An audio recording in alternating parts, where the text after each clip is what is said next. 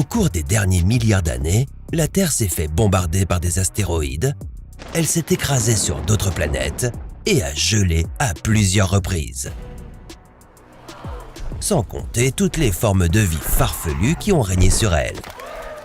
On s'étonne parfois que notre planète bleue ait tenu le coup. Mais si vous voulez un petit cours d'histoire sur notre planète, on va devoir commencer par le début.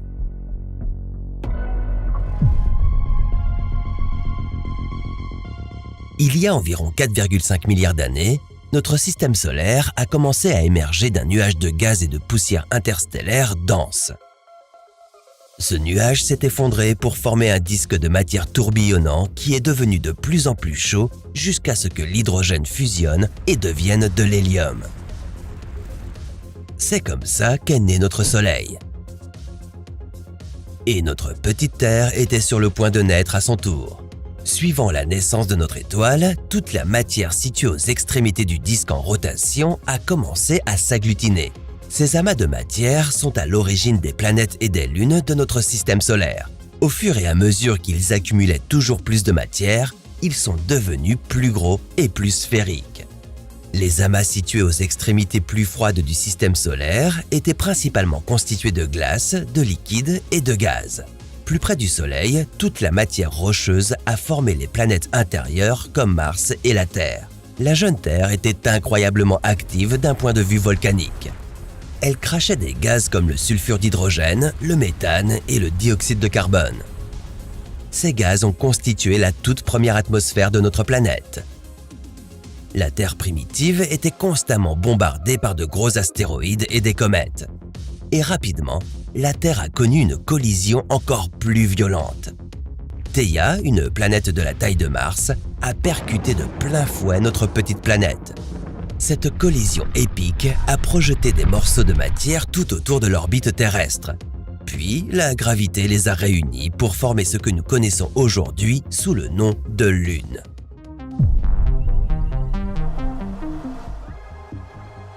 Sur cette Terre primitive chaude, il n'y avait pas d'océan. L'eau n'existait que sous forme de gaz. Mais il y a 3,8 milliards d'années, notre planète s'est suffisamment refroidie pour que l'eau se condense et devienne liquide. Le tout premier océan primitif a recouvert notre jeune Terre et l'a transformée en monde aquatique. H2O est un ingrédient essentiel à la formation d'êtres vivants. Donc, grâce à toute cette eau, la vie est apparue sur Terre il y a environ 3,7 milliards d'années. Ces premières formes de vie étaient des organismes microscopiques. Mais c'est près d'1 milliard d'années plus tard que certains de ces organismes ont changé le cours du monde.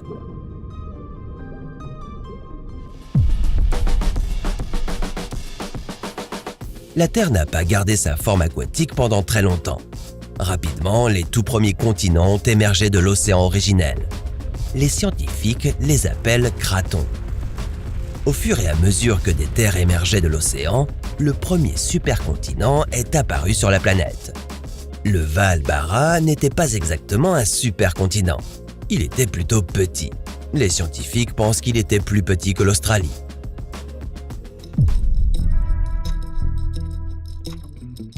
Il y a environ 2,4 milliards d'années, les cyanobactéries ont évolué pour devenir les premiers organismes photosynthétiques de notre planète.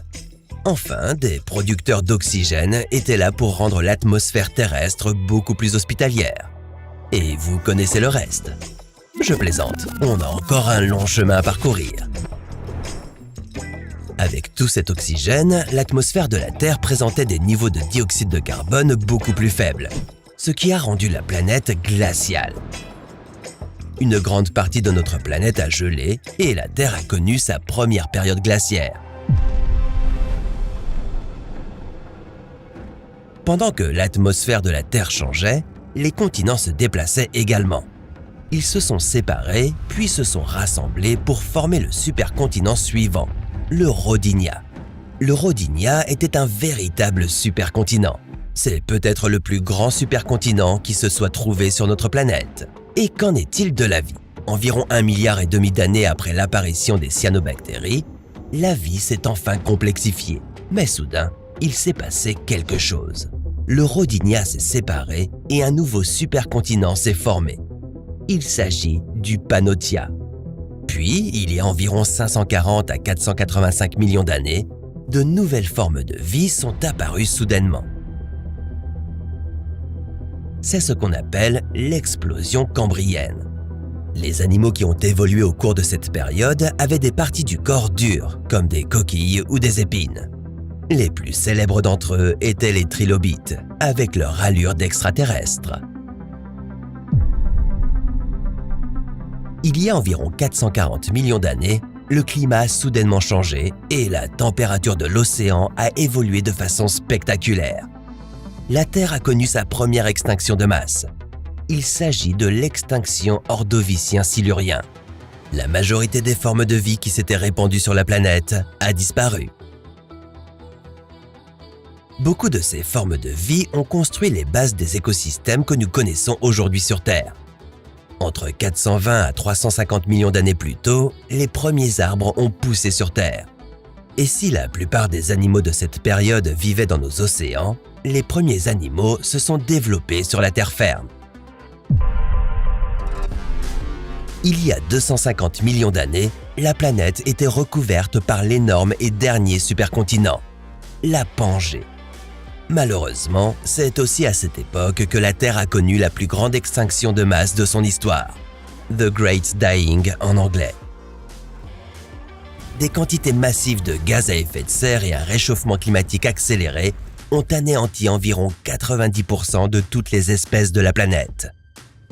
Mais cette extinction de masse a ouvert la voie à l'évolution de la prochaine vague d'animaux. Entre 240 à 230 millions d'années plus tôt, les premiers dinosaures sont apparus. Pendant les 150 millions d'années qui ont suivi, ils ont régné sur la Terre. Si vous aviez été là, vous auriez pu voir le gigantesque Argentinosaurus, le plus grand animal terrestre de tous les temps. Ou vous vous seriez peut-être fait poursuivre par l'un des plus grands prédateurs de la Terre, le T-Rex. Vous auriez également assisté à la rupture de la Pangée et à la formation des continents que nous connaissons aujourd'hui. Vous avez peut-être déjà une idée de la suite.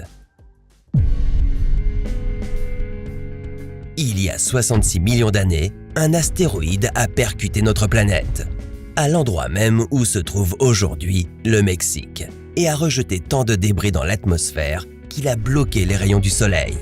Cela a entraîné des changements climatiques dévastateurs qui ont provoqué la disparition des dinosaures. Au cours de la vague suivante d'apparition d'animaux, les mammifères sont devenus plus communs. Il y a environ 6 millions d'années, les premiers êtres humains connus ont foulé la Terre. Cette espèce s'appelait Sahelanthropus. Il est fort probable qu'il marchait encore à quatre pattes. Il y a 4 millions d'années, les premiers êtres humains ont commencé à marcher debout. Environ 1 million d'années plus tard, ils ont mis au point les premiers outils connus, qu'ils utilisaient pour casser des objets. Il y a environ 800 000 ans, il n'a suffi que d'une étincelle. Les premiers êtres humains ont découvert comment maîtriser le feu et ont enfin pu cuire des aliments et se chauffer. Leur cerveau a continué d'évoluer plus rapidement que jamais. Ils ont appris à interagir les uns avec les autres et avec le monde environnant de manière totalement nouvelle. Entre 40 000 et 15 000 ans plus tôt, toutes les espèces humaines, autres que l'Homo sapiens, se sont éteintes. Il y a 10 000 ans, la Terre a connu les premiers pas de l'agriculture.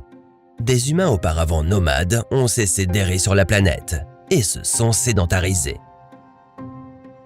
Faisons un gros bond dans le temps et parlons de la révolution industrielle qui a eu lieu il y a environ 250 ans. Nous avons connu des transformations technologiques, socio-économiques et culturelles majeures. Les sociétés rurales et agricoles sont devenues des sociétés urbaines plus industrialisées. La population humaine a continué à croître. En 1804, nous avons atteint 1 milliard d'êtres humains. En 1927, nous étions déjà 2 milliards. Et depuis les années 60, la population mondiale a augmenté de plus en plus rapidement, pour atteindre aujourd'hui plus de 8 milliards d'individus. Aujourd'hui, une nouvelle menace pèse sur l'existence humaine et sur de nombreuses autres formes de vie sur Terre. le changement climatique. Les températures et le niveau des mers augmentent dans le monde entier et la biodiversité diminue. Nous pourrions nous trouver au bord d'une nouvelle extinction de masse si les choses ne changent pas. Mais ça, c'est une histoire pour un prochain « Et si ».